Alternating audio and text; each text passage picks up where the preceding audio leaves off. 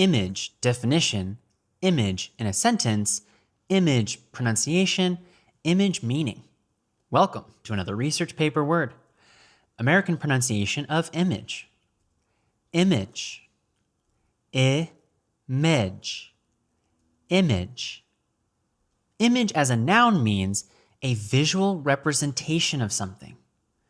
Common usages in academic writing: a graphical image, a 3D image, a color image, to capture an image, to store the images, to delete the images, to print the image, to edit the image, to crop the image.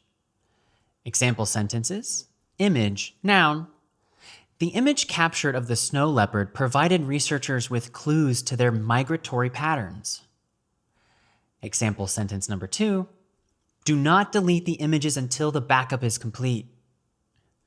The common academic writing variation is imaging, verb.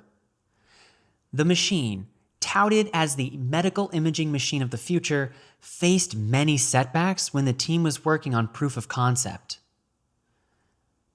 Please write a sentence using image in the comments section. I will read it and reply. Now you know the pronunciation of image, the meaning of image, and image example sentences. I'll see you in the next research paper word video.